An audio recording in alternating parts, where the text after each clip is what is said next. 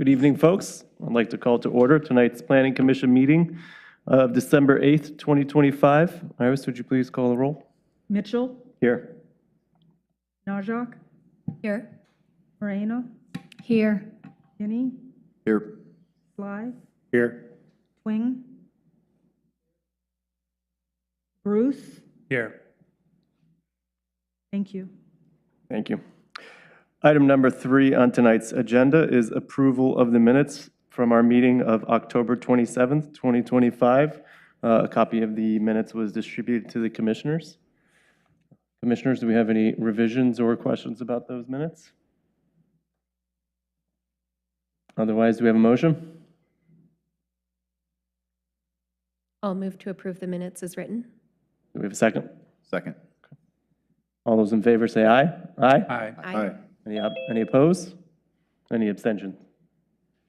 Okay, thank you. Item number 4 on tonight's agenda is the public comment section. The purpose of this section is to allow community members to present information or raise an issue for items that are not on tonight's agenda. That would include the particular item later on in which there's a continued hearing. So again, a reminder that this portion is only for comments on items that are not on tonight's agenda. Iris, do we have any public comment, either live or on Zoom? No. Okay, thank you. Number 5, the Commission for Citizen Involvement. They don't have any general updates for this evening. That'll bring us to item number 6.1, the findings, conclusions, and order for the home occupation standards. This is LU 25-0002. We had a hearing on November 24th, and we issued a preliminary recommendation for the City Council to approve the proposed Community Development Code amendments, and we directed staff to return with the draft findings, conclusions, and order. Those draft findings were previously distributed to the commissioners. So I'll ask commissioners if anyone has any comments, questions, or proposed edits to the draft findings. Okay, do we have a motion?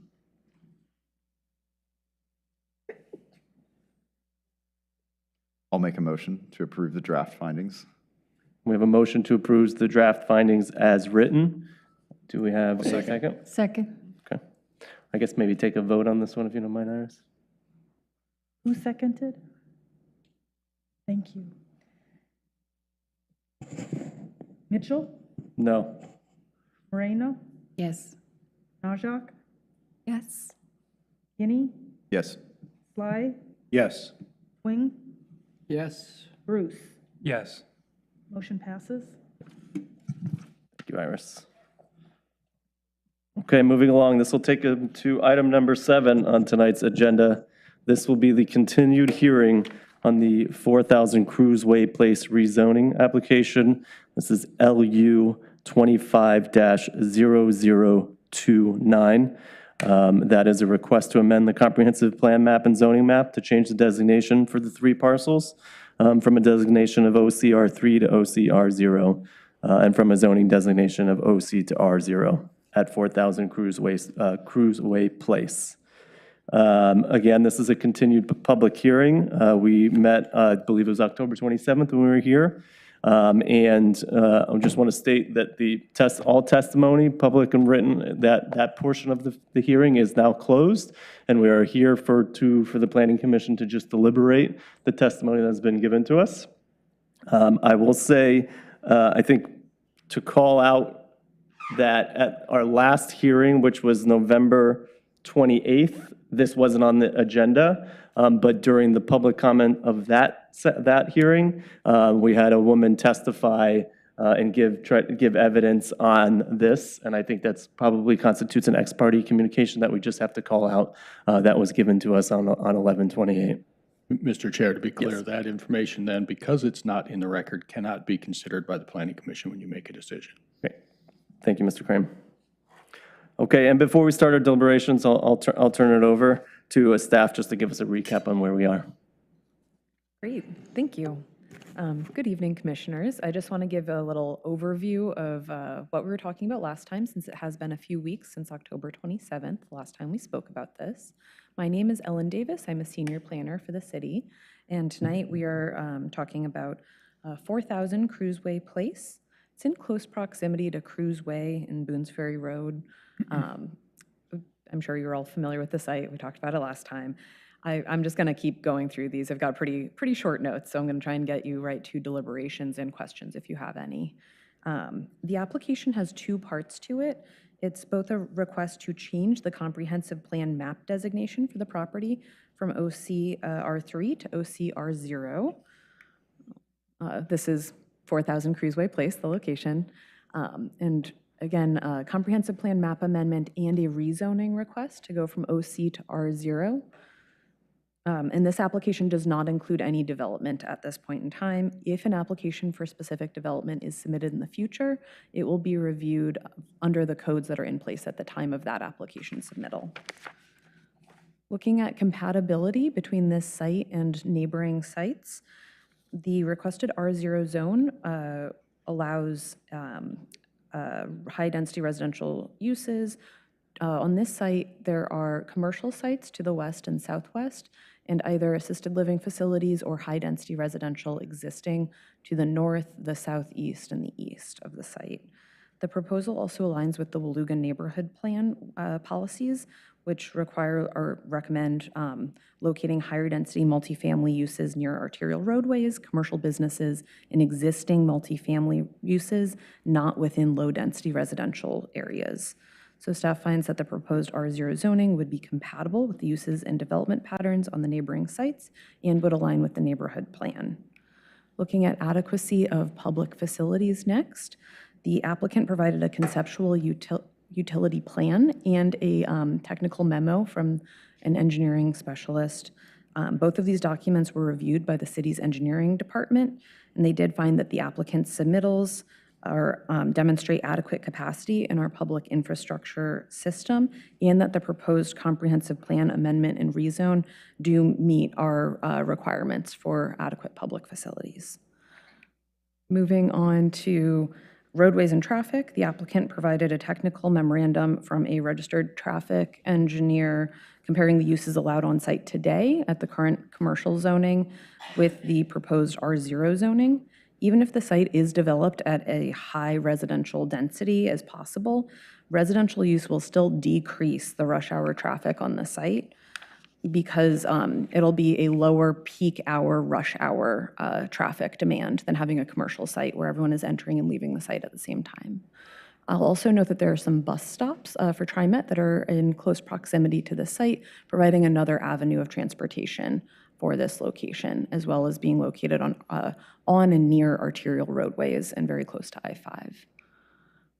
Looking at feasibility of tree preservation, which is included as policies, especially in the Waluga Neighborhood Plan, the applicant has provided a rough conceptual site plan showing how the site could be developed with potential focused areas of tree preservation, both in the middle of the site and along the west edge of the site where there is a resource identified.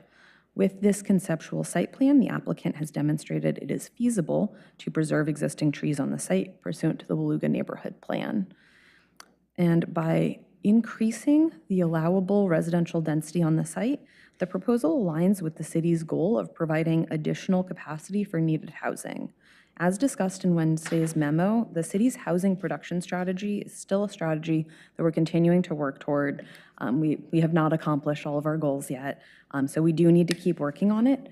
This rezone from commercial land to residential, especially allowing multifamily development, is one of those strategies in our adopted housing production strategy. Though this is an applicant-initiated proposal, it does align with our broader goals to provide additional housing within the city. Staff finds that the application meets all of the criteria, and we do recommend approval. This closes my presentation. Thank you. Thank you, Ms. Davis. Before we get into deliberations, does any commissioners have any questions on the recap of the report from staff? Okay. I think if my process has me correct, then we will now move into the deliberations portion of this. And I'll open it to who wants to start. Yeah, I don't mind starting. Thank you, Chair Mitchell, and thank you, Ms. Davis, for the presentation. We've heard the comments from the community, and I think largely we've heard that there is some opposition to this project from community members that have expressed various concerns. I think the city has done a good job sort of responding to some of those concerns. And I think in our role as a quasi-judicial body here, our only task is to ensure that the applicant has met the standard for the application. And although I don't want to discount the input from the community, I think that's very valuable. I think in our role today as evaluating the criteria presented and the information presented by the applicant, we need to approve this just based on it meeting the criteria as presented. And that's just based on our role as a quasi-judicial body here. That's my impression of it, but I'm certainly open to hearing comments from the other commissioners.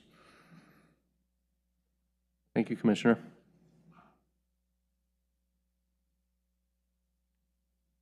I totally agree with that.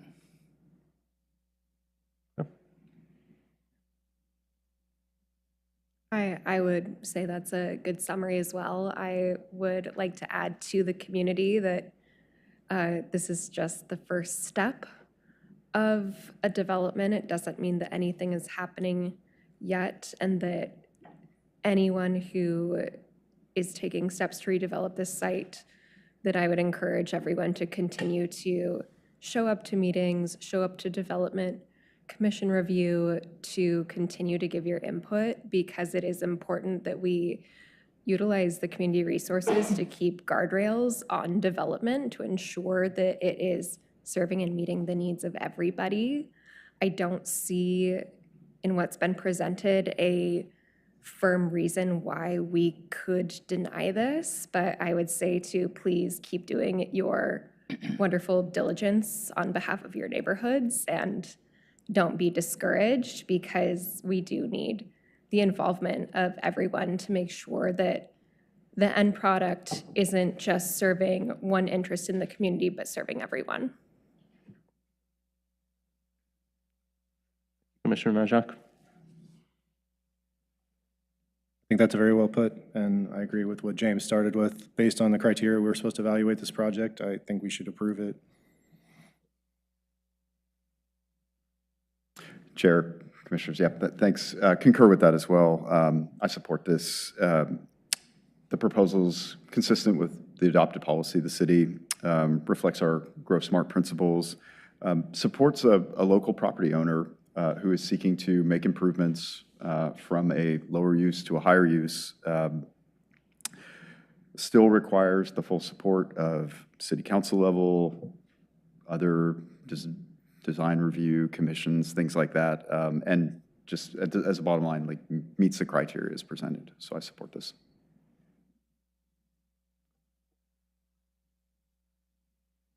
I agree with everyone's comments and don't really have anything else to add. Thank you, Commissioners. I think the next step would be a motion to vote and either approve or deny. But I think we need that motion to be made, and then we'll take the vote. In general, you can have a motion to approve with the conditions presented in the staff report. You could amend the conditions and approve as amended, or deny. It's up to you. Okay.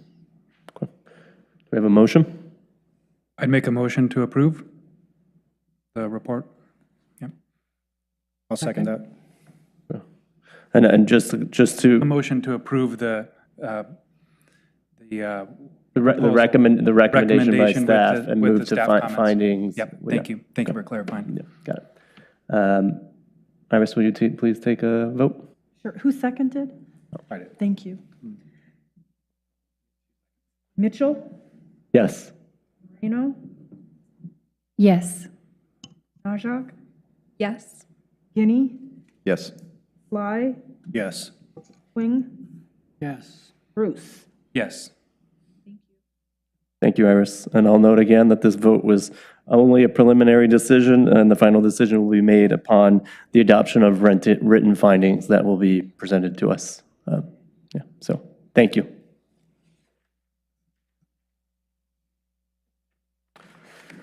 Okay, that brings us to item number 8.1 on tonight's agenda, and that is a work session for the tree regulation amendments. This is work session number 2, PP 24-0006, and we're going to receive a presentation on preliminary regulatory concepts for updating the city's tree regulations. I think Community Development Director Numanu is not here tonight, so I think maybe Eric, Mr. Olson will take us through on this one. Actually, I think She Community just Development jumped Director on. Got it. Numanu is available remotely via Zoom.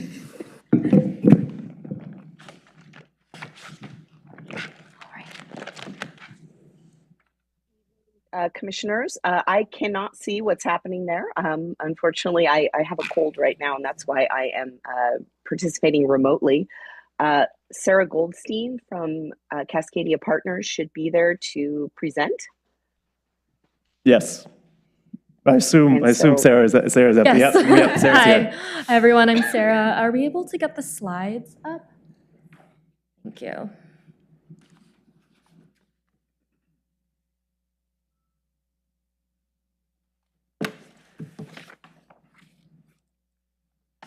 Then I use this to proceed the slide deck. Oh, I guess you don't have that here.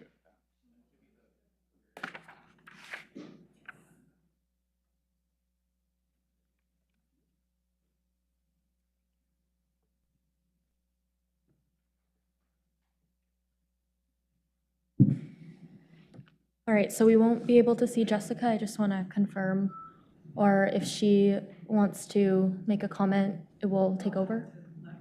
Okay. All right. Thank you for clarifying. All right. Hi, everyone. We're excited for this opportunity to present these code concepts to you and get your feedback today. My name is Sarah Goldstein, like you just discovered. I'm a consultant with Cascadia Partners supporting the City of Lake Oswego's Tree Regulation Amendments Project. And before jumping in, I'd like Christine and Morgan to introduce themselves and Jessica as well. Hi, everyone. My name is Christine Johnson. I'm a consulting arborist. Sorry, I have a little cold myself, so I'm just gonna be as quiet as I can, but I'm here just to provide technical tree assistance and interpretation of best practices. Good evening. My name is Morgan Holen. I'm the consulting arborist on contract with the city's planning department. So one of my big responsibilities is reviewing tree removal applications and assisting staff with making findings and decisions. Thank you. I'd also like to introduce Brandon Nam, who is the chair of the tree task force. He's available to come up and answer any questions or provide clarification if needed after the presentation. And the Tree Task Force, which we talk about a lot today, is a diverse advisory body of 12 stakeholders that have many perspectives in and around Lake Oswego, as well as Council Liaison John Wenland. And it includes a lot of people who interact with the tree code frequently advising this project, like arborists, conservationists, and developers. And as a refresher, I'm not sure how familiar you are with the Urban Community Forestry Plan or this amendment project, but the objective of this project is to amend Lake Oswego's tree-related provisions, both in the Community Development Code and as recommended by the Urban Community Forestry Plan. And the outcome of this project is to preserve the city's beautiful wooded character and promote a sustainable urban forest in alignment with the Urban Community Forestry Plan. And it will integrate best practices in urban forestry around the region, enhance clarity and efficiency in tree regulations, and ensure meaningful community involvement throughout the process. So most of the meeting today will be spent digging into 4 critical parts of the code that we're asking your feedback on. And I know that you may have many questions or comments that came up in your review of the materials sent ahead of time. We're looking forward to answering them. I'll give a comprehensive overview of each concept, and then we'll have space for discussion. So we'll go one at a time. So the objectives for this meeting today are to first review what clear and objective standards are, review the 4 code concepts and how they differ from the existing code today, and share how the tree task force and city council responded to these code concepts, and then get your input, and so that we can translate these concepts into draft code amendments, which is the next phase of this project. So today, the parts of the code that we're discussing impact a subset of type 2 applications. They don't affect all tree removals. These critical parts of the code we're discussing now ahead of some of the other key issues of this project because they will affect our approach overall. And the remaining issues will be addressed as we move through the project. But beginning with these 4 kind of challenging policy-based items will help create a framework for the other key issues, since all of the regulatory items are interconnected. And it's important to note that a major part of the Lake Oswego tree code is not changing. We're just going in and doing these targeted updates per the Urban Community Forestry Plan. The code has been working well. The city of Lake Oswego has over 50% tree canopy. It's close to 53%. So the scope of this project is not to revamp the code and it's to make specific changes to comply with state law. But as you know, Lake Oswego has a really beautiful big canopy, and we're not trying to change that in any way. All right, so we are right in the middle of this project. So this schedule highlights touch points with both the council and the Planning Commission. So we will be coming back to you in early spring with draft code amendments as well. So this project, as a first step, developed a key issues list that we are going to address with these amendments, and it is split into 4 categories. These substantive issues involve a significant shift from the city's current regulatory framework, and the code concepts that we're discussing today fold into that category. And then there's also technical issues as well that are changes and edits like definitions and things that are minor and have insignificant policy implications or shifts. They're just not extremely major, just tweaks.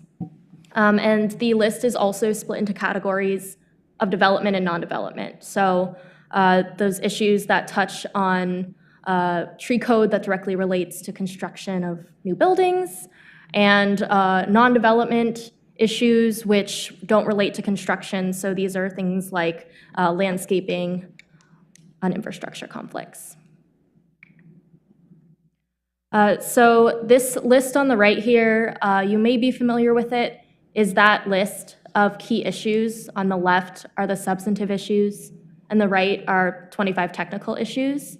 And this list was developed with feedback from the City Council, from Tree Task Force input, city staff interviews, and engagement with stakeholder focus groups, as well as the public. We did 2 tabling events with the public here. And the team created this updated key issues list. So there's the total of 12 substantive issues and 25 technical issues. And with this revised list, the consultant team and the project team developed a list of best practices by looking at peer jurisdictions and came up with a list of potential alternative approaches.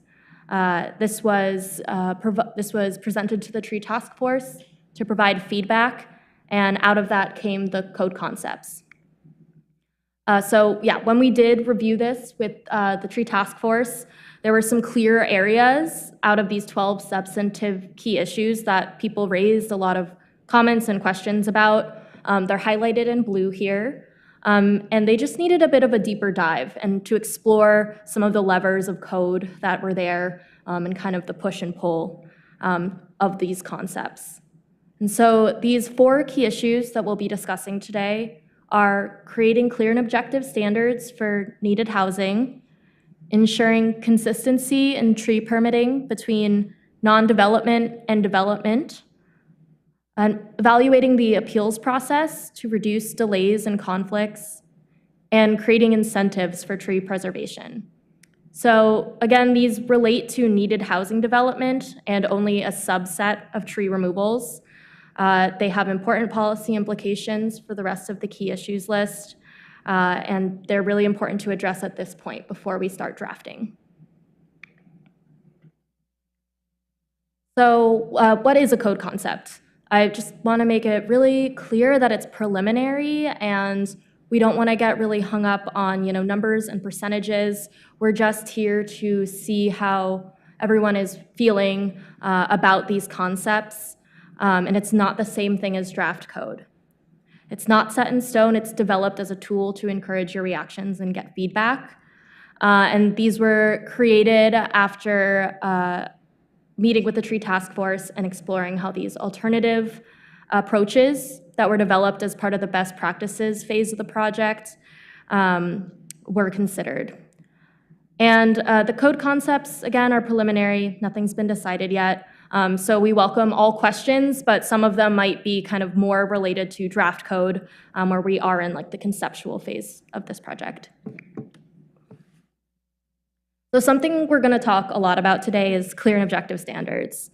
It's really important for all of these amendments in this project. So I'm going to give a brief overview on clear and objective standards so we're all on the same page.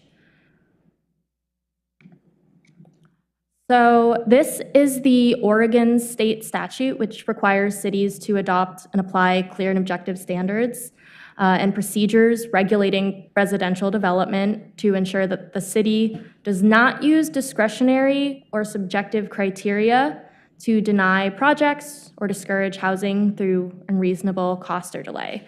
As was mentioned in the previous presentation, there are some housing goals for Lake Oswego, and so this speaks directly to that. And the term needed housing here that's used is defined in a separate part of regulations, but it essentially covers missing middle housing to address the state of emergency of housing in Oregon. So Lake Oswego is required by state law to make the code clear and objective around housing development to reduce process time that's often expensive and costly to developers. So this will result in changes to a subset of type 2 applications. So how does this actually play out in Lake Oswego's code? It looks like there was a PDF, but that is a PDF burp, but that was discretionary and subjective is the header on the left there. A discretionary standard is subjective and requires interpretation by the reviewer and the applicant. On the left there is an example from Lake Oswego's current code, and it states that the removal of a tree will not have a significant negative impact on the character or aesthetics of the neighborhood. And this is hard to interpret because it does not have clear, measurable qualifications, and different people can come to different conclusions.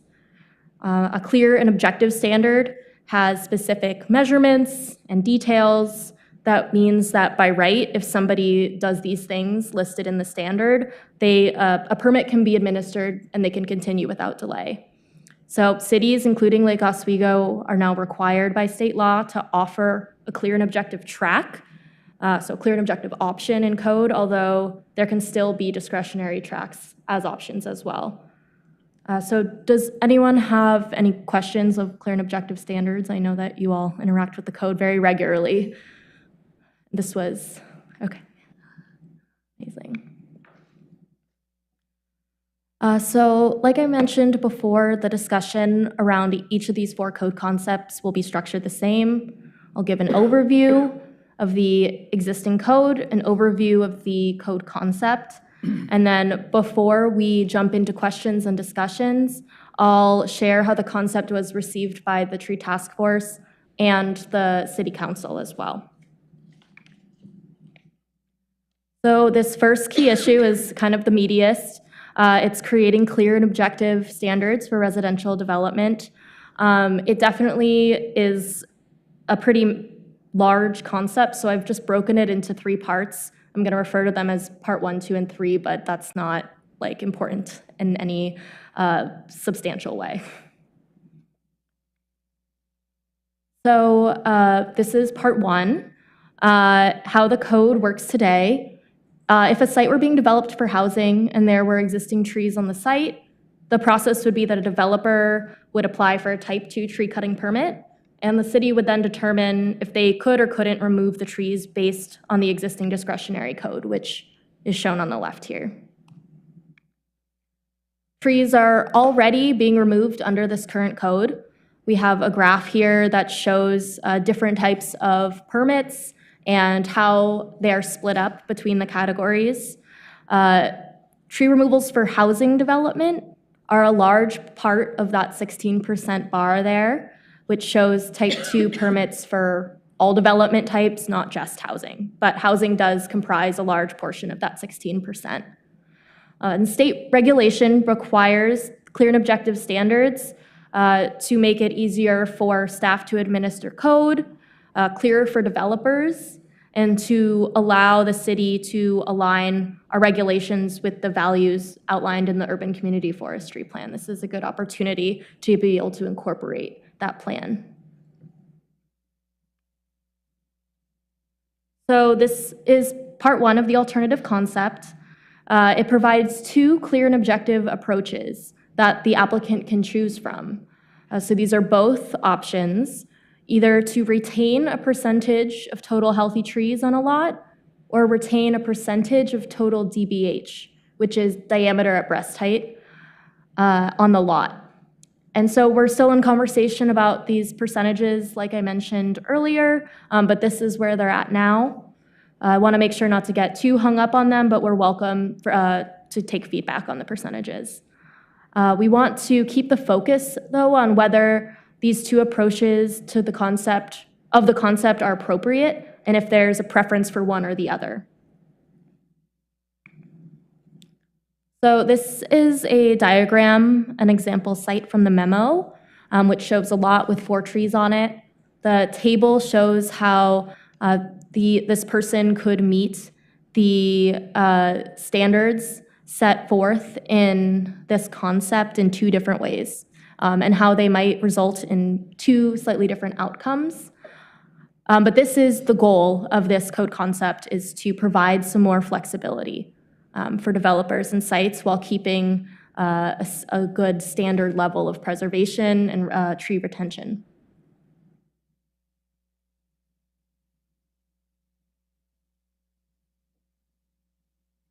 I'm letting you all review the table.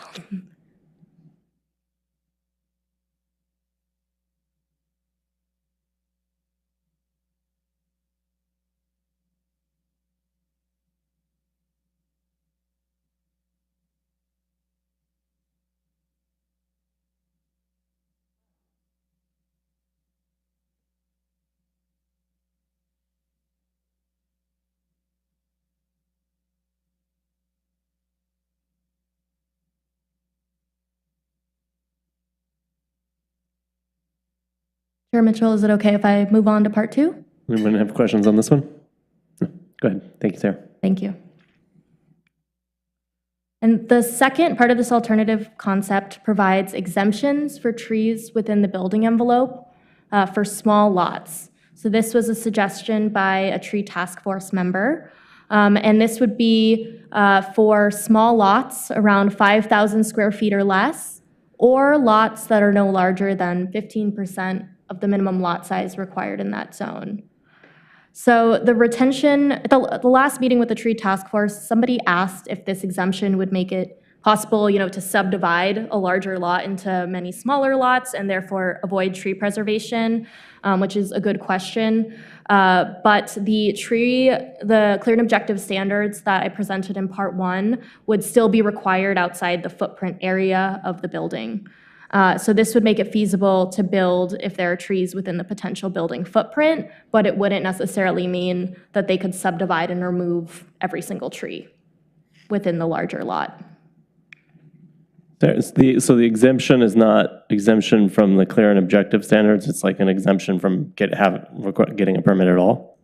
It's an exemption requiring them to preserve the 33% of DBH or 50% of total trees for small lots where a building footprint would take up a lot of that space. Okay. But with the maximum building footprint in the lot, there's still going to be space on the lot that is not counted within that building envelope. And if there's trees on that part of the lot in the setbacks, they would still be required to preserve the trees based on those total tree or DBH measurements. Okay, thank you.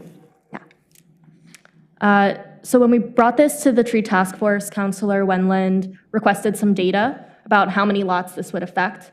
And so currently in all residential and mixed use zones that permit residential uses, it's about 25% of those lots that are 5,000 square feet or less. And for the 7 residential zones with minimum lot sizes, about 15% of those are small lots of 5,000 square feet or less. So the data shows, when looking at each zone and the size of the lots within the zone, that the R3 high-density zone would be impacted the most, both with the total number of lots that are zoned R3 and by the percentage of the lots. It's 75% of R3 are small lots that would qualify for this exemption. Here's a zoning map. R3 is in red here.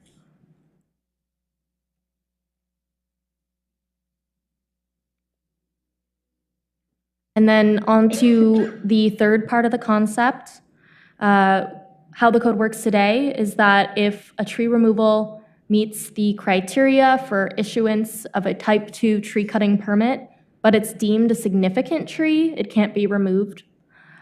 So significant tree is not a clear and objective term, and it needs to be rewritten as part of these clear and objective changes. And it needs to, so all trees that are considered significant trees now need to be categorized the same.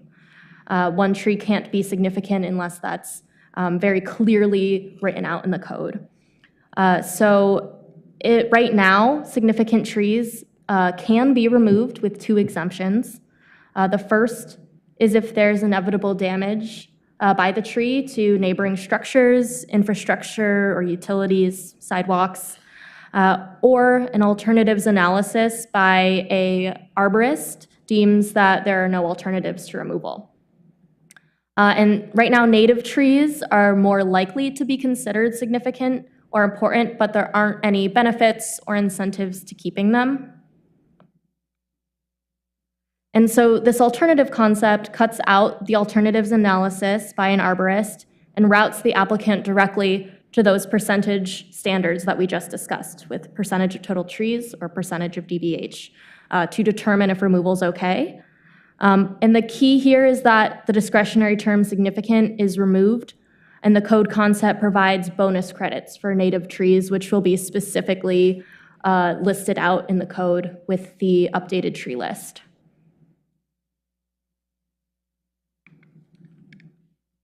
So when we asked the tree task force to provide their initial reactions to these 3 parts of the code, we asked them the questions on the left. What is given a green thumbs up is what the tree task force had consensus on, and what is in blue is where council had general support. We didn't do an official poll or vote with council, but they showed pretty good support across the board for these concepts. When we asked the tree task force to give us feedback and vote on these polls, consensus was 2/3, and we asked them to consider before voting, do you think these options create clear and objective standards that are efficient, effective, and meet long-term sustainability goals of the urban forest? And so we see here that the tree task force and the council both supported the option of retaining percentage of total trees or percentage DBH, so to allow both to introduce flexibility in how preservation can happen on the lot while still retaining trees within required thresholds. And the tree task force supported exemptions for small lots only, which impacts a smaller portion of lots that have less flexibility around tree retention and where development can be severely limited. But the council was indecisive on this and needed some more discussion and information as well as maybe examples and case studies that shows how this concept may work on different sized and shaped lots. The project team clarified that if lots larger than 5,000 square feet had trouble retaining trees and meeting those retainment percentages, they still could use the fee in lieu, which is a fee per tree. It would need to be set high enough to discourage unnecessary removal, but not so high that it suppresses development. Or they could choose the discretionary review pathway, which is still going to be maintained, even with these clear and objective changes. So both the tree task force and the council also were supportive of these bonus retention credits for native trees as well. But now we would like to hear your thoughts about this concept and have the team answer any questions you have. We have, again, project manager Jessica on the Zoom, Christine here, and Morgan. I jump in and just ask a question, just so I make sure I understand. This only applies to residential development. What is the definition of development that we're using? Let me rephrase that. Does it apply to all types of residential development, or does it apply only to sort of middle housing, or it could in theory apply to somebody building a 5,000 square foot single family home? It would apply to all residential development. So type 2 permits are development in general, and this would only affect residential, but all types of residential. Okay, and development means if an existing house gets knocked down, a new one, that qualifies as development. Do add-ons count? They do? Okay. Maybe this might be a better question for Jessica, but I would think anything that you would need a building permit to. Would fall into this? Okay. Yeah. Yes, I would just add that we're talking about housing development. So if someone was building a garden shed, or they were expanding a garden, or that they were just landscaping, that does not require us to provide clear and objective standards. But like was already said, any new housing development of any type or in addition to that housing would require clear and objective standards. And that includes mixed use as well? Okay. Correct. Thank you.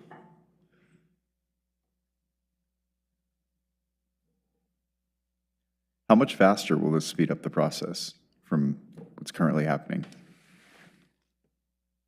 That's a good question. I don't think we can give a specific time frame, but we have done focus groups with developers, and there are developers on the tree task force. And something that can delay a project, up to several months, can be going through this discretionary process, going through notice and appeals, and especially having right now with the standards as they are, standards that aren't clear and objective, so there's uncertainty with the developer. And the developer, when they're uncertain about the outcome of a discretionary process, they might decide not to do it, or they might have to go through this process, which could take several months. So, of course, the discretionary process is still going to stay an option, but this could reduce a lot of time in that timeline for the project. I couldn't give an exact amount. But. Yeah, thanks, Sarah. And you will see in concepts that Sarah will be discussing here in a few minutes that there are other concepts that get more at the time savings. But one thing I can add, and I know Daphne Sissel, I believe, is in the audience, and she can probably back me up on this, is that with type 2 applications, particularly with development, Daphne spends an inordinate amount of time with applicants trying to get a complete application before they can even begin the noticing because of the discretionary standards, and trying to make sure that they've looked at all the alternatives, that they've answered all of the criteria, et cetera. So I would think that there would be some time savings there, but it would be hard for us to quantify. But going from that very discretionary to more clear and objective, I would assume would save time. But yeah, again, we wouldn't be able to quantify it at this point, and we'd have to kind of see how things pan out if this is the approach that we end up going with the code amendments. That's a great point. I'm really glad you brought that up about, everybody's got a different sense of time of when they submit an application, but then we don't start the clock until you have a complete application, and that could be many weeks or months later as there's this back and forth of where you actually have to apply this or that, and then we can't even analyze like how long something takes until we have a fully complete application and everybody, all that. So that was a great point. I just have one question. Do you have an objective standard for the definition of a healthy tree? Yes, I do. I just need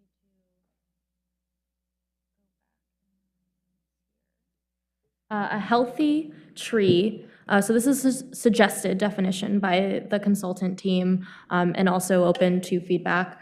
But the suggested definition is trees in fair, good, or excellent condition based on the overall health and structure as determined by a certified arborist. And a board-certified ISA arborist is kind of a standard in all of this code.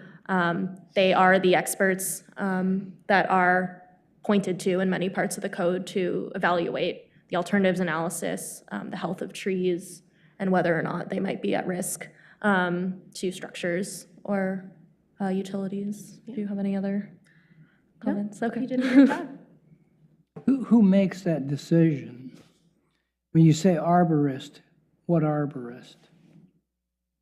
Well, the applicant, when they're submitting a type 2 application, it has to be by an ISA certified arborist for the type 2 application, and the city can check their credentials online to make sure that they're actually qualified and credentialed to provide that. It is subjective. A fair, good, or excellent health rating is subjective, and that's why the city often does make site visits to confirm the status and the health of the trees. So if, the city decided they didn't agree with a certain status of a tree's condition, they could go back to the applicant and request additional information as to why they support that tree is in that condition. But does that answer your question? Yes. Okay. Do you have anything to add as the person who does these site visits?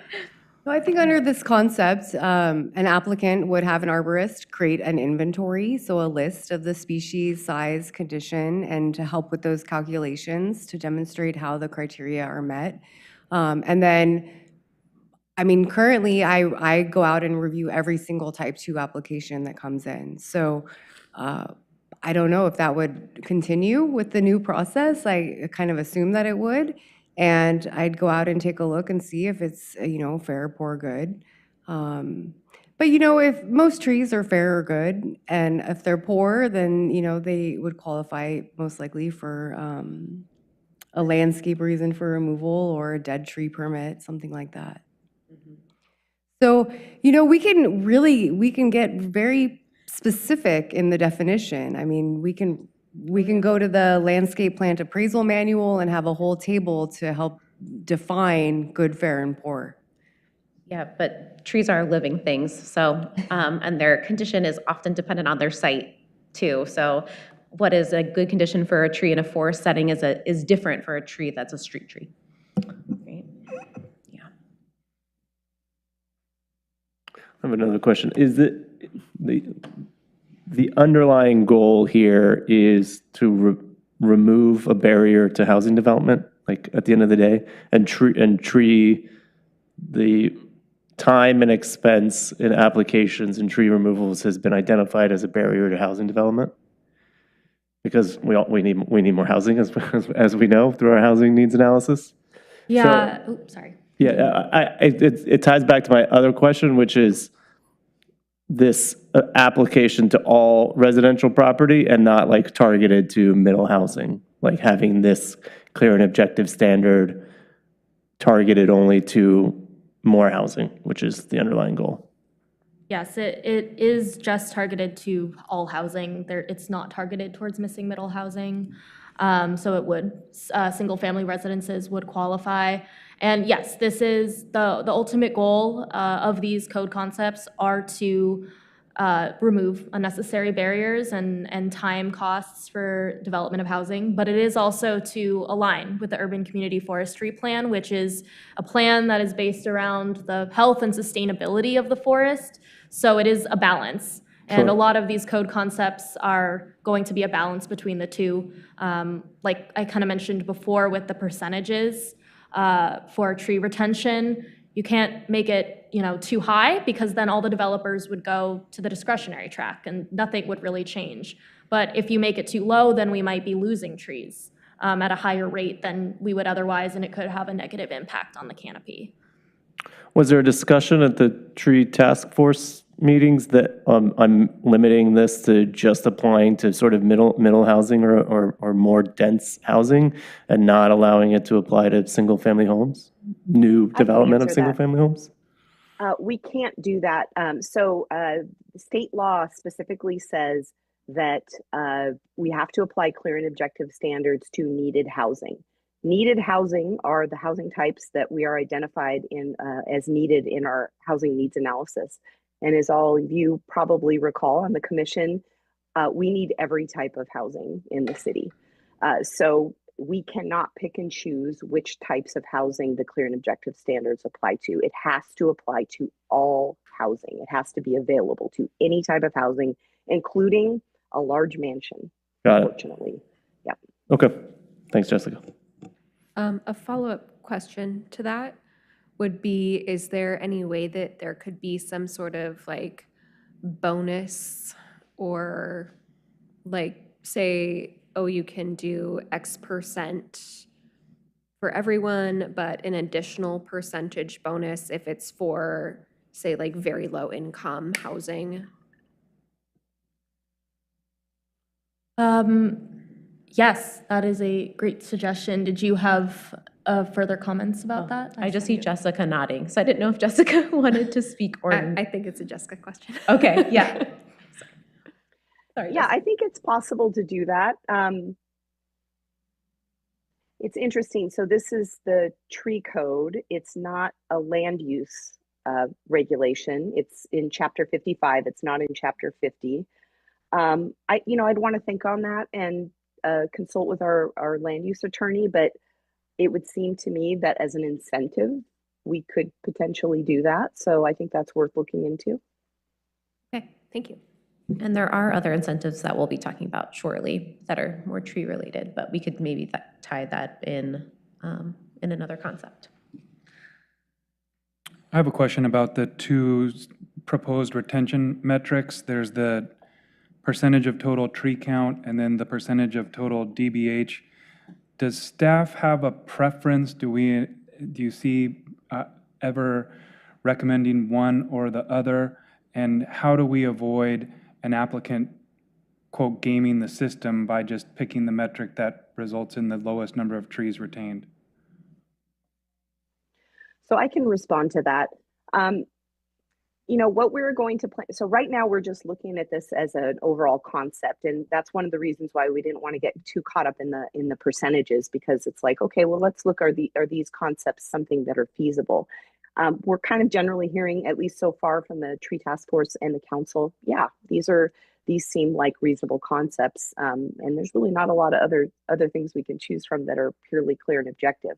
But one of the things that we need to do as staff is apply these to different case studies and see how these play out with different scenarios, different lot sizes, and different percentages. And then we'll be able to come up with a more concrete recommendation that we can then bring to the boards and commissions, city council, et cetera, for feedback and further refinement. And I would just add that conceptually, we wanted to give two options so that people had more flexibility, which might result in preserving fewer trees but larger trees, or the best existing, healthy native trees on the site. So other jurisdictions have similar standards, and it's often is a numbers game that you're playing. But I think by having the two different options, quantity of trees versus diameter of trees, you can look at it in more ways and come out with a better solution. But the case studies, I think, will be really helpful.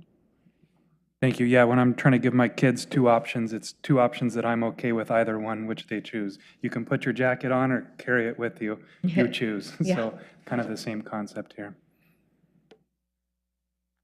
Would you like me to put up the last slide, which covers like the three questions that are that we're kind of ending on with this code concept, to give any comments of, support or concern before we move on? Or do you want some more time for questions? I did have a question about the smaller lots. Are there any examples that you have of developments being denied because of tree coverage and tree code as existing? Or is it just something that you're trying to prevent from happening in the future? See Jessica unmuting.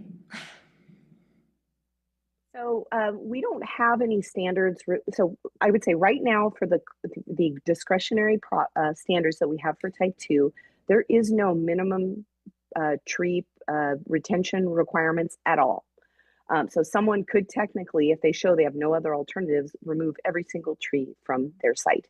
We require mitigation, of course, but we can't deny an application that meets all of our zone standards and there's no other alternatives to its removal. So if somebody came in and they had a 5,000 square foot lot and they wanted to build a 2,500 square foot home, and they're allowed to do that under code, meaning they meet all the setbacks, the lot coverage, the height, et cetera, and that would take out every single tree and there's no other alternatives, they would get approval. We can't deny the housing in order to save the trees.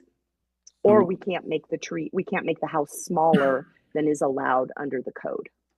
So why make this specific carve out then for small lots if they're already allowed to do the development? Well, we have to, the idea is that if we're going to be talking to someone about saving the minimum percentage on the site, the smaller the lot gets, really the more difficult it is to feasibly save trees within the building envelope. So the idea is once a lot gets to a certain small size, let's not focus our attention on the trees that are in the middle of the lot that are going to inevitably come out. Let's focus the retention on the trees that are remaining in the perimeter that are outside the setbacks, and give some credit or incentive if they do save trees within the building envelope. But it just sort of takes it out of the equation, because at some point, it's just not going to be feasible to save within the building envelope with the amount of development that they're allowed. And I'll just add to that too, that when we looked at the data, the R3 high density zone is the most affected and has the smallest lots. And so that's where you're going to see potentially more missing middle housing, because that's one of the zones that allows for high density and would allow for duplexes, triplexes, multifamily.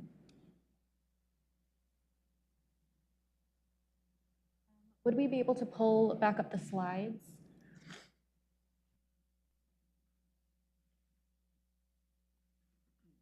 Thank you. So I'd love to hear any kind of comments with support or concern about the three parts of this code concept, and then we can move on to the other.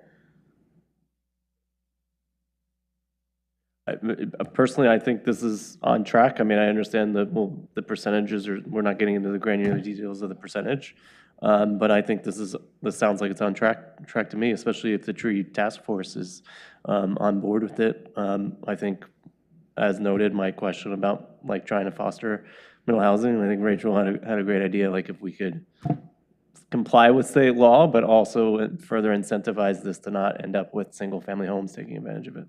Mansions. Yeah. I agree.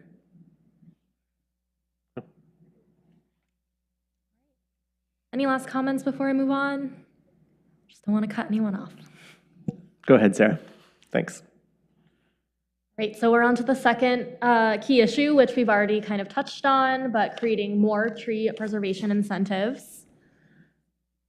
So how the code works today, currently developers can go through a variance process to receive a 50% building setback reduction, but they typically don't do this because they don't want to incur the time costs it takes for this variance application process.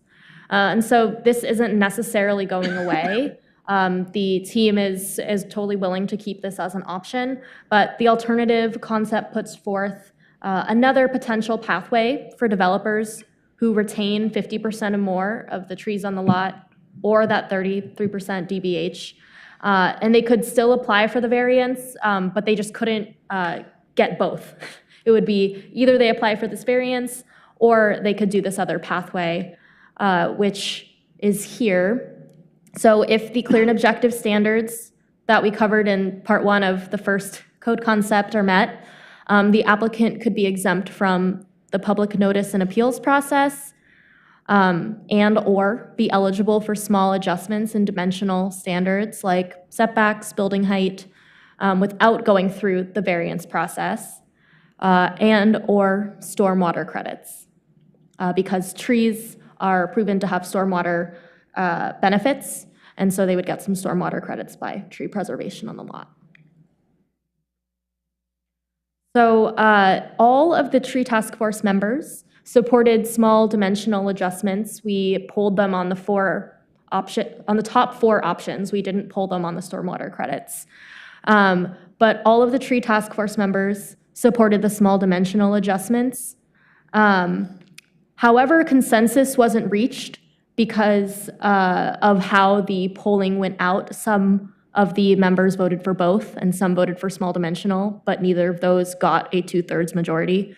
So that's why you have the slight support thumb there. The council did not support the small dimensional adjustments. They were concerned they would be too complex to administer, unpredictable, or create uneven applications of development standards. They were, however, in support of the exemption from public notice and appeals, which we will also dig into the appeals process in the next code concept.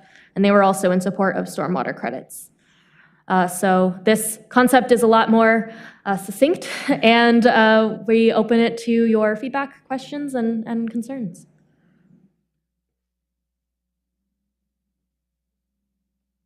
So the loss of the public appeal process is a pretty big change, is that right? Correct. So for this code concept, this would be a potential option for developers. And they could, and that would be a significant change in the process, because right now they go through public notice and appeals for all discretionary type 2 permits. And the purpose of this is, of course, they have to save more than the minimum percentage. So if our minimum percentage is 50%, maybe we say if you save 65% or more of the trees on the site, then you would be eligible for this. So what we're trying to do, because the clear and objective standards is a very blunt tool, so it's hard for us to kind of capture the significance of trees and trying to preserve character. So what we're trying to do is use this as a way to encourage developers and builders to preserve more than the minimum. So it's like, well, if you preserve a lot of the trees, then we're going to save you a lot of time and cost, because you don't have to go through a public notice and appeals process. So it's not all type 2s that it would apply to. You'd have to preserve an extra percentage over the minimum.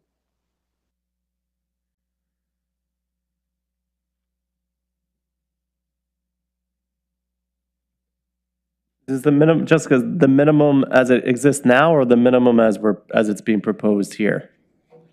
The minimum standard as it's being proposed. So Okay. Under that first option, the clear and objective, so let's say it was 33%, and then we set if you saved 50% or more, then you would be qualified for this incentive that would allow you to not have to do public notice or appeal.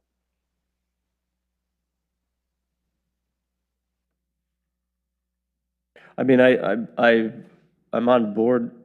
I think taking away public notice and appeal is always fraught with things, but I understand the motivation behind it. But I think maybe 50% is too low if we're gonna like really gut a public notice and appeal process. Like maybe it should be 70 or 75. I don't know if that then guts the whole concept and nobody's gonna, that's not helpful to developers, which is the point we're trying to get to. Like, if they have to retain 75% of the trees, well, then it doesn't matter. I guess it'd be helpful to get some context on what those numbers really mean and what it looks like in reality.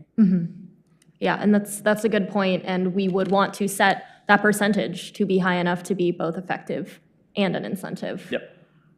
And just to be clear, this is just to remove the public notice for the tree removal itself, not for any of the other portions of the just the development. tree removal. So if they're already above the minimum standards, what's the point of making them go? Is there really a way that a public hearing could postpone, other than just postpone and delay? Can they actually overrule the decision? We have some more data in the next batch of slides. There's been only a handful of public notice and appeals that have successfully been accepted to prevent removal. They often can be used as kind of a postponing and a delaying tool, but we don't have the numbers for all of those cases. We just have the data on which ones went from the Planning Commission to Council to be overturned. And it was, I believe, DRC to council. the DRC to Council, and it was, I believe, 1 out of 8 over the past 5 years was overturned. It would have to be like a particularly significant tree, something like this. Well, anyone can appeal an application for any reason. So someone could appeal it purely just to delay a project. They absolutely could. They don't really have to give a reason for appeal. It may not be successful, but it'll be successful in, delaying the application. But we do actually have data that was included in your report on how many appeals we have had on average in the last 5 years. And what we found was that, and then how many got further appealed from the DRC to the council. And of those, only one instance was the original staff decision overturned. It only happened once in the last 5 years. Yes, and I'm seeing the data that was given to you also. 15 appeals over the past 5 years. So that's on average 3. It's not that many.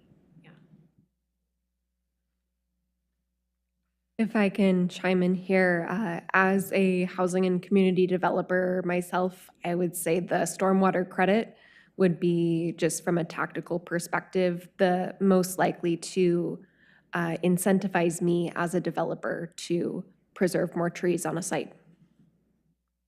Thank you.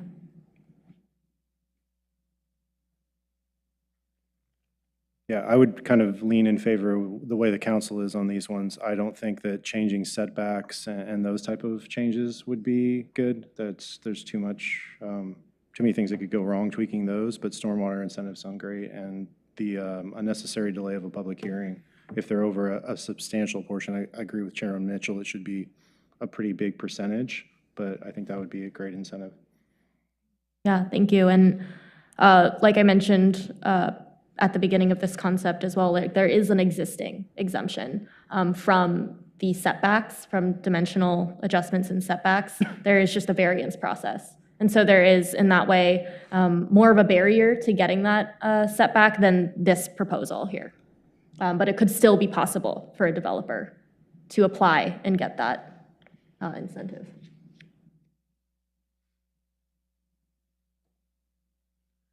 Any other comments, commissioners?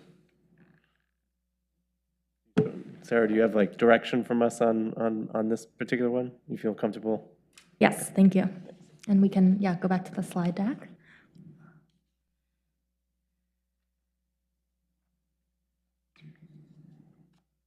All right, so as we've just been talking about already and alluding to, we are on the code concept of evaluating the appeals process to reduce delays and conflicts between groups and things like people applying, appealing things just to postpone the process.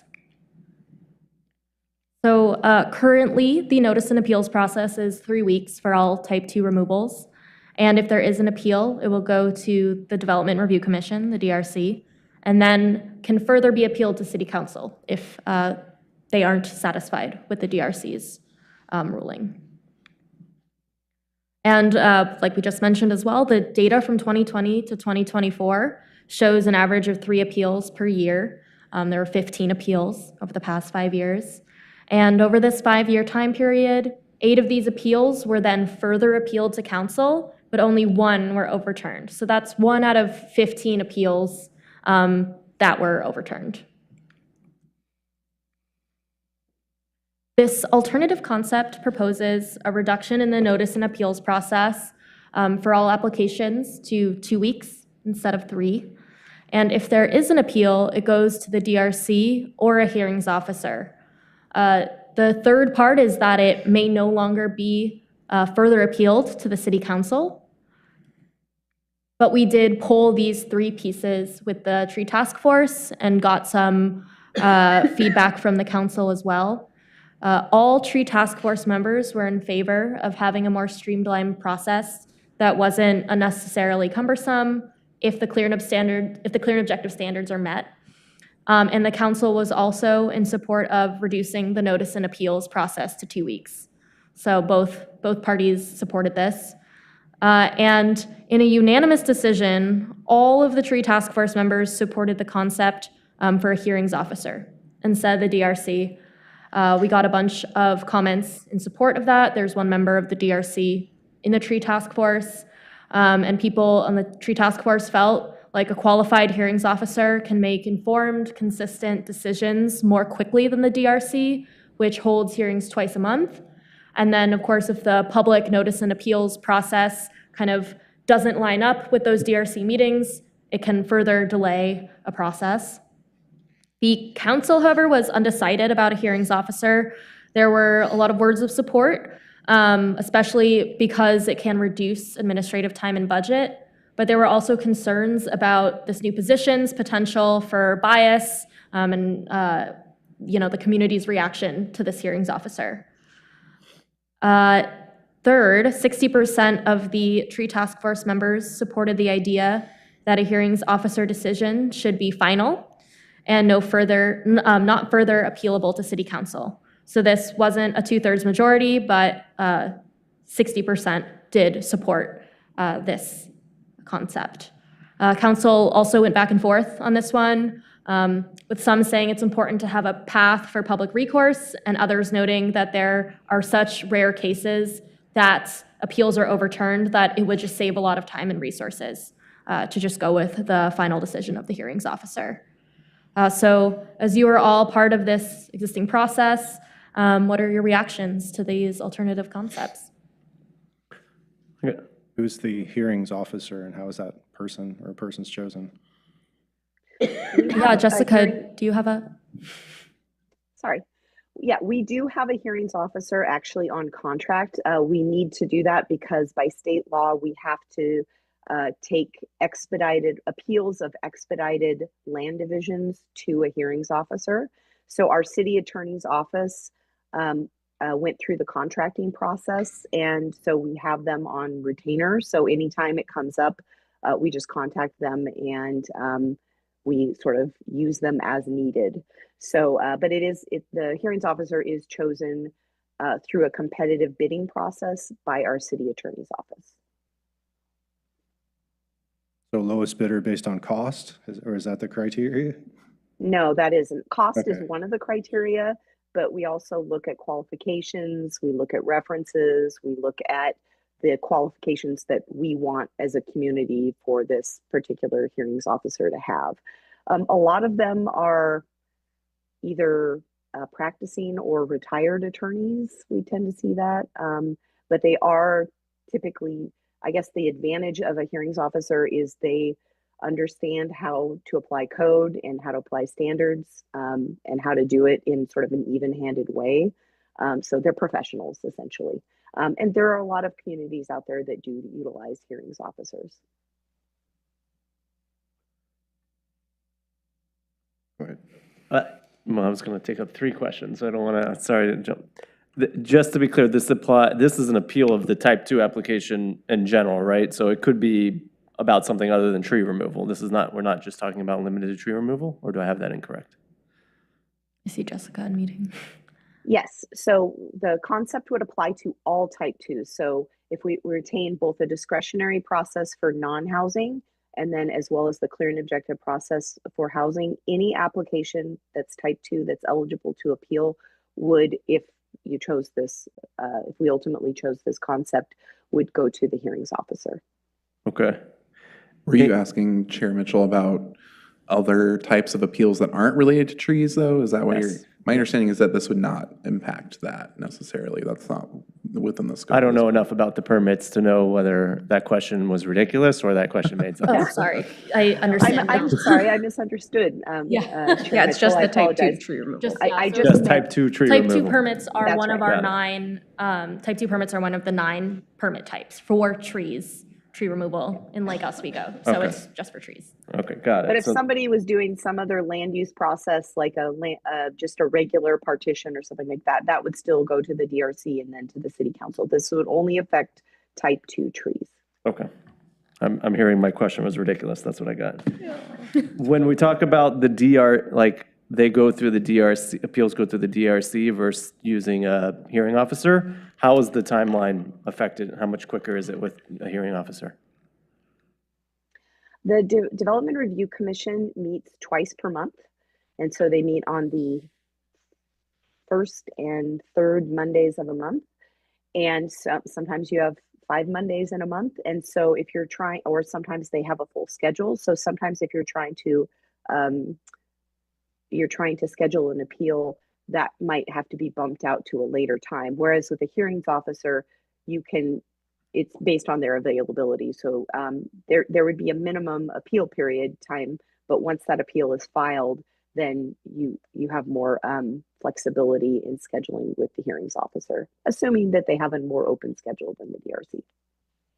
Yeah, it's, I mean, that last point, I'm curious about whether the hearing officer, who's a retired attorney and doing this all the time, might actually not have regularly, DRC at least has regularly scheduled meetings. So I'd be curious, like, is the timeline actually faster with the hearing officer than the DRC? Well, one of the criteria that we would look at in contracting of a hearings officer would be the timeline. So we would specify that we would expect that if we needed to schedule a hearing with the hearings officer, that they would need to be able to turn that around within X number of days, whatever we want to specify on the contract. So that would be something that they would be contracted to do. Okay, that makes sense. And sorry, my final question was, and this might be for you, Mr. Crane, is there, if they don't like the city council's decision, is there a process, a regular appeal, go through the courts? If the city's final decision, presumably from the city council, involves the city's land use regulations, it goes to the Land Use Board of Appeals. If it involves any other kind of regulations, it goes to circuit court. Okay. So as relevant here, if I understood correctly, these tree cutting provisions are not codified in your land use regulations. They're in a separate part of the municipal code. So an appeal from exclusively a decision on a tree permit under the regulations we're discussing tonight would go to circuit court, presumably on writ of review, and not to the Land Use Board of Appeals. Okay. So there is recourse. I'm trying to get at the question about cutting out going to city, like appealing to city council from the DRC or hearing officer. And so I was trying to figure out, well, do they have a further recourse if they want to just go in, I guess they do, go into circuit court, right? So There is no government decision that can't be challenged in one court or another. I figured as much. Yeah. I will say, just from experience, I know Clackamas County went to a hearings officer system and then set up their code so that hearing officer's decision would be appealed to the Land Use Board of Appeals, and took the Board of County Commissioners out of the sort of tree code decisions, sign code decisions, all the stuff that was clogging their calendar. And there might be value in that. I don't know how this is set up, but there can be value in having a hearings officer to just to offload a lot of this stuff too, and preserve the big decisions for the city council. Okay. Okay, thank you. Sorry, Brian. No, I was just going to comment for all of the discussion that just happened in these questions and these back and forth. That's like, I support each one of these that had the thumbs up, either from council or the tree task force. I support, because if one example in 15 has been overturned, this is just the way I see it. This is just a burden on our public resources, on all of you on staff time, if these are continuing to go through to their different levels and then they're not, only 1 in 15 has been successfully appealed, like, let's try this. And our tree canopy is the envy of all the other cities in the state right now. So if we've made some huge mistake in 2 years, we can go back and undo that. But this, as it is right now, these delays are just not in the best interest of the taxpayer.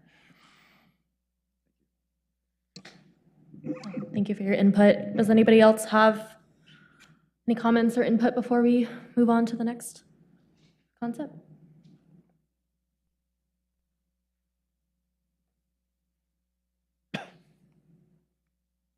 Thank you. So this is the last of the 4 items we're going to cover today, which is consistency between development and non-development tree permitting.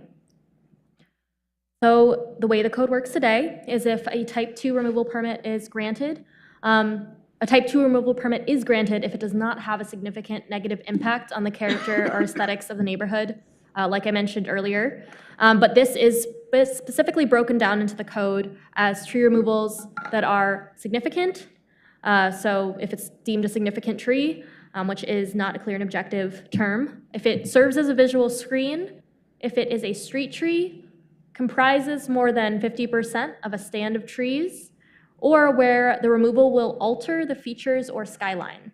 And so if it does fall into these 5 categories, removal under a type 2 permit is only allowed through the following exceptions that I mentioned way earlier that are shown on the slide, that if there's inevitable damage to structures nearby or utilities, or if an alternatives analysis by a certified arborist deems that there are no alternatives to removing this tree. So currently, moderate risk trees don't fit into either of these exemptions, so there's no clear path to removal for these moderate risk trees. We heard in our engagement process many people in the Lake Oswego community, including from the council, that it is a priority to have homeowners be able to remove trees that they feel pose a risk to their safety. And we want to address this, but we also want to avoid having people remove perfectly healthy trees out of fear or worry, because this could significantly alter and impact the overall tree canopy. So this alternative concept suggests an additional 3rd exemption to these 2 exemptions here. This alternative concept allows applicants to remove a moderate risk tree even if the removal will have a significant negative impact on the character or aesthetics of the neighborhood, if a qualified arborist classifies the tree as moderate risk with their rubric and all of their criteria that they look at, and either 1 determines that there's no way to reduce the risk rating to low through alternatives like maintenance or pruning, or they determine that there's demonstrable history of similar tree failure in the immediate area. When we polled the tree task force, 70% were in support of this concept as a mechanism to reduce the gap between the rate of approval in development and non-development permit types. But they did bring up 2 significant concerns. On one hand, that allowing moderate risk tree removal with no other concerns documented will increase the removal of trees, and that Lake Oswego needs to provide homeowners with the ability to remove trees that don't fall into this category, but perhaps have roots that may affect walkways or interfere with people's decks and patios. The council showed support for this concept and suggested consulting insurance companies to understand emerging standards related to tree risk as well. And so we welcome your questions and discussions about this exemption concept. And again, this would be a 3rd exemption added to the list of 2 exemptions for the discretionary track. And this is strictly for non-development uses or both? For both. For housing or? Would be for both. Both, okay. But It would be for both. I mean, the type 2 can be for development or landscaping, but I think it applies more to the landscaping reason for removal. And if your tree doesn't meet the criteria for a hazard permit because it doesn't rate high risk, but you still want to remove it because you're scared of it. This would be the landscape, more of a landscaping reason. I am curious if there's been any discussion about, related to this, if I were, say, worried about my tree being at risk of falling over, causing damage, I submit it through this process and it's denied, and then it does fall and cause damage, is the city then liable, or is the arborist liable? I'm just curious if anyone has taken that approach to this idea, because I do see a risk there that people might, go through this whole process in good faith, be denied, and then the city could be in a bad place with legal. There's a lot of ways to answer that question. There is. I mean, I think one thing to keep in mind is the city does have a different type of permit, a hazard permit process, and there's separate criteria for that, which does not include looking at significant negative impacts to the character or aesthetics of the neighborhood. So, I mean, that's the thing about this is like, you have this type 2 process for landscaping purposes. If your tree is hazard, if it's high risk, you're going to apply for a hazard permit instead.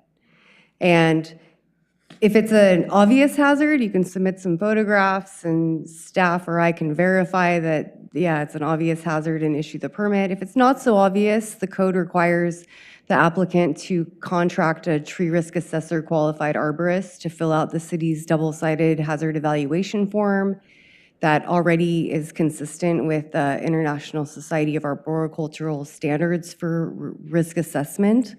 And if it rates high and there's no reasonable treatments to abate that risk, you can get your hazard permit. So when someone submits a moderate risk tree for a landscape improvement, it often gets issued if there's no significant negative impacts to the character or aesthetics of the neighborhood. But there are the handful of trees that, really are significant to the character of the neighborhood because of their species, size, location, and relatively good condition. It's only a moderate risk tree. So this code concept kind of puts an added burden on a type 2 applicant by requiring them to hire that tree risk assessor qualified arborist, assess the risk, it comes out moderate, but then go the next step, prove that there are no reasonable alternatives to reduce the risk. Demonstrate that there is a history of failure of similar trees in the neighborhood.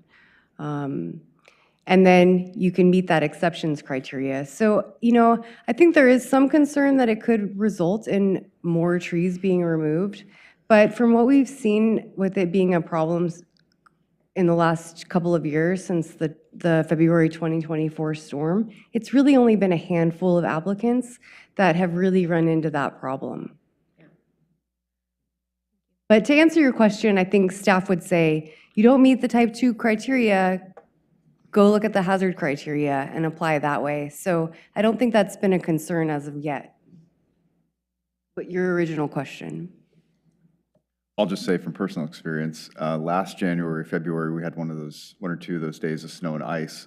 I thought there was a tree in my backyard that was, about to come down, and called the city, and the folks were out that day or the next day and taking a bunch of pictures and walking through why it wasn't as hazardous as a tree as it looked to me out my window. So it was an incredibly fast response time from the city, and Yeah, I did just want to provide some clarification that when an arborist is tree risk assessment qualified, they go through at least a 2-day training process. So they learn how to, fill out this form properly, ideally, and they learned how to rate the likelihood of failure, the likelihood of impact, and the consequences of that tree or tree part that is going to fail.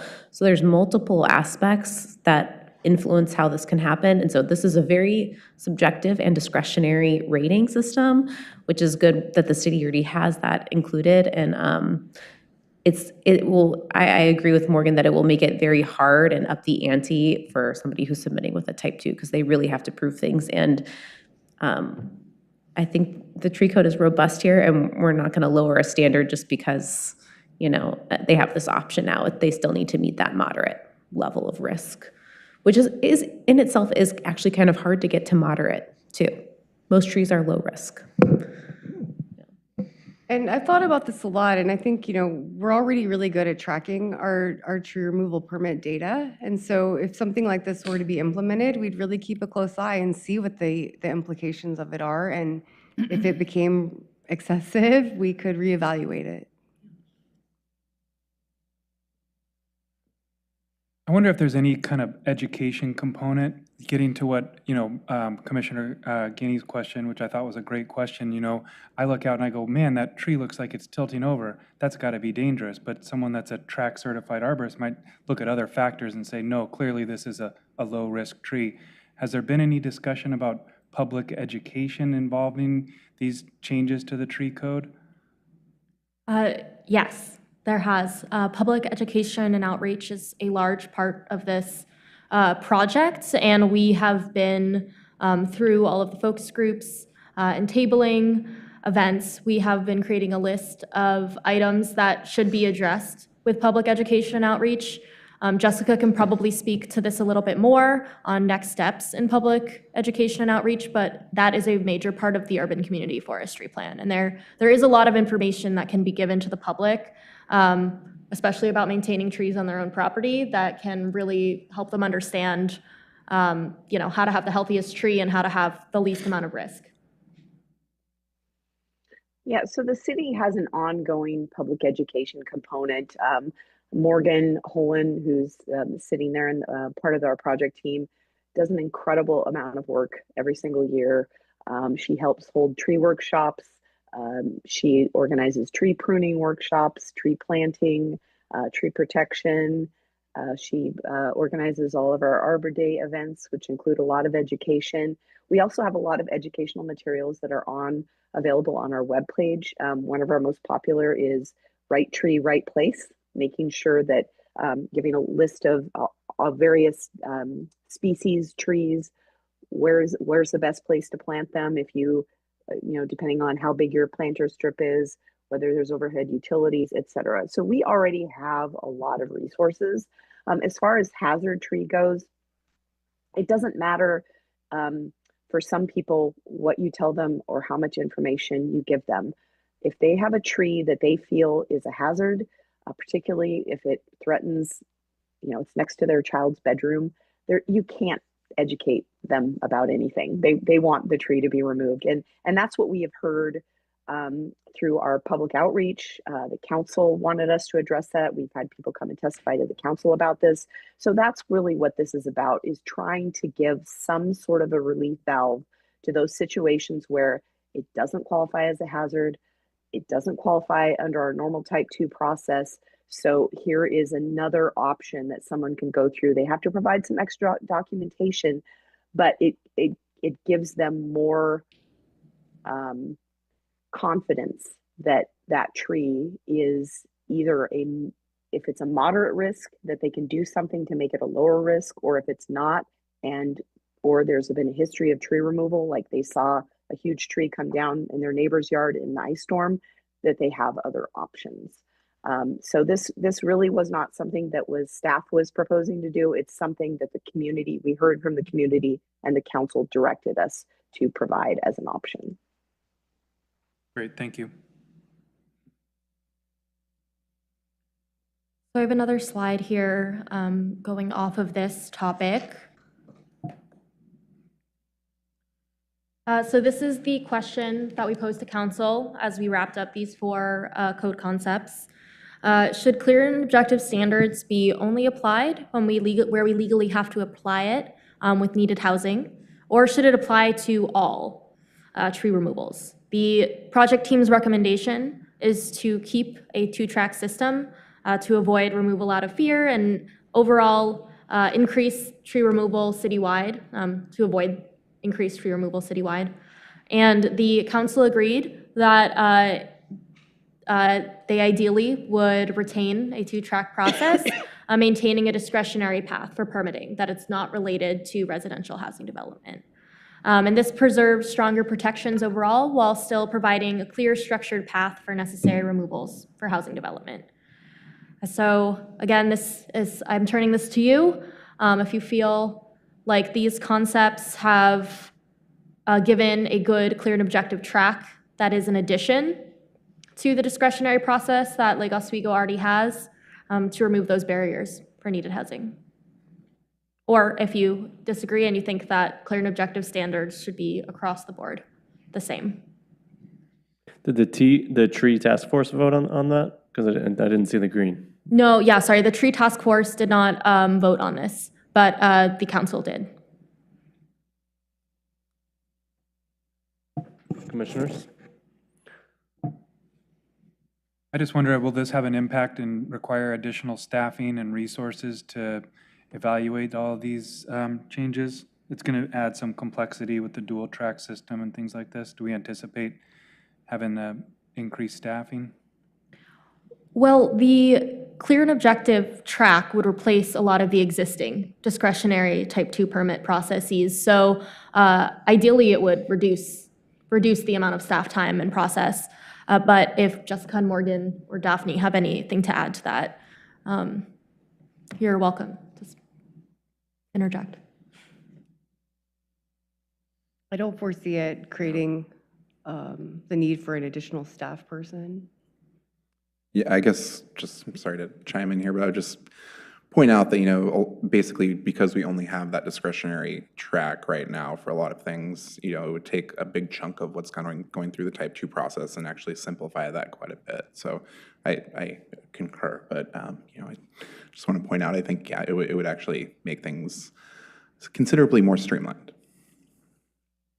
And it depends, of course, which code concepts are moved forward to draft code, but there were a lot of pieces here that could reduce staff time, like the hearings officer and the reduction of, or the elimination of going from the DRC or hearings officer to city council.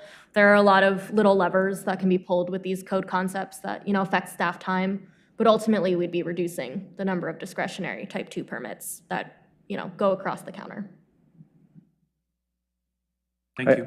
I agree with city council on keeping the, having clear and objective apply only to development and keeping non-development as under the discretionary. Anyone else? Yeah, that's my direction as well. Yeah. Great, thank you. Well, we're wrapping up here, and thank you. Thanks for going back and forth this whole time. So we're wrapping up here. The next steps is to present your feedback as well as the council's feedback to the tree task force and go back to the drawing board with the consultant and arborist team and start drafting code. There is a lot of kind of data pulling that we're gonna grab in the process, and Jessica and the city team are going to be pulling some case studies, and we're gonna be kind of mapping out how these things would work and hammering down on those certain percentages and what those would look like. But we will be starting draft code, and then we will return to you in the, oh my gosh, the schedule is really far back. We're returning to you around May for a session on those draft code. Great job so far. Yep. Thank you, everyone. Thank you so much for coming down and the excellent presentation. Appreciate it. Yeah, thank you. Have a good night.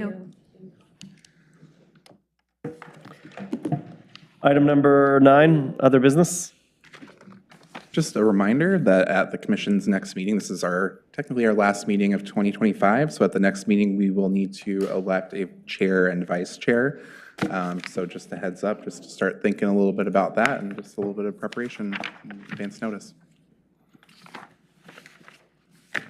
How long would that term be for chair and vice chair? For a year. 1 year. Yeah, so we'll come back January of 2027 and elect another vice chair and chair. Okay. Yeah. Can we make Chair Mitchell do it again? Yeah, that's You know, unfortunately, Chair Mitchell's time is up in July, so I don't have a full That's year why I was left. asking. Yeah. But I'll take that as an endorsement, thank you. Thank you for your service this past year. You've been great. Well, I'm not leaving yet, I'm not leaving yet. You won't hear any complaints from me, but. We don't have another meeting this year, right? Yeah, we're back No, in January. The 22nd was listed in the Hello LO. I sent a message to Christina asking about that. Anyway.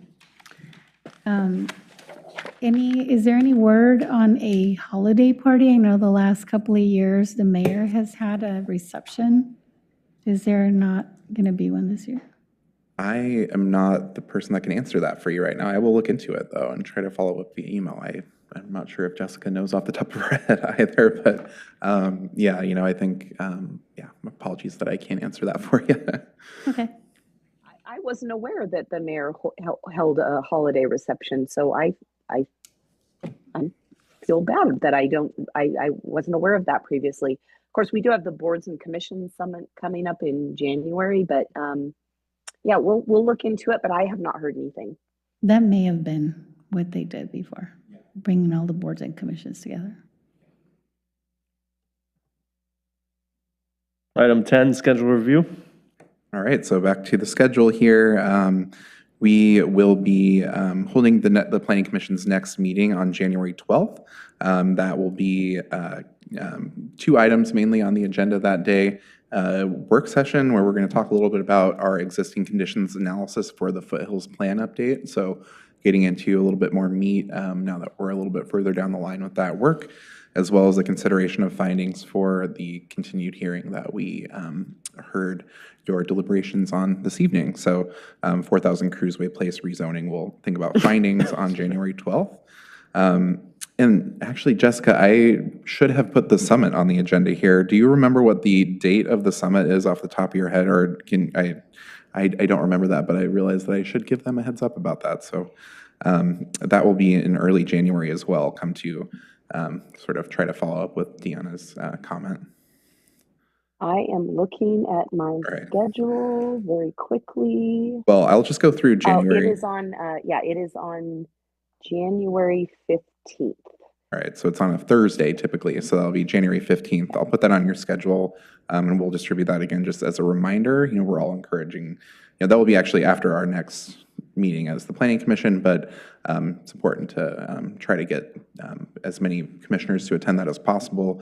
It's really where, we brainstorm and think about the council's work plan for 2026, and a lot of collaboration and sort of thought is put into that event. So I really encourage folks to make it to that. And again, it's a little bit of an oversight that I don't have it on your schedule here, but it is on the 15th of January, which is a Thursday. And Eric, I can let you know it's from 5:30 to 7:30, and it looks like it's going to be at the Oswego Hall at the LORAC. So it'll be in a new location this year. Be a different facility. We've held it at the Adult Community Center the last few years. So more of a early January celebration, I suppose, as opposed to a holidays one. Yeah. And the second meeting in January, we're going to dedicate that to discussing our work plan as a commission to fulfill the city council's goals. Of course, this is all kind of an active conversation at the summit. There's some other sort of city council meetings where they'll be developing their own goals, but we'll have an opportunity to touch base about that on the 26th. And we have some other items that are likely to pop up in February that have not populated the schedule yet either, but those are going to be filled in soon, just waiting for some confirmation from other staff that we're hoping to have come in. But regardless, yeah, we should have a full January, and yeah, thanks for reminding me about the summit. Hopefully we can all make it to that on the 15th of January. Eric? No other questions or comments? Thoughts? Adjourned.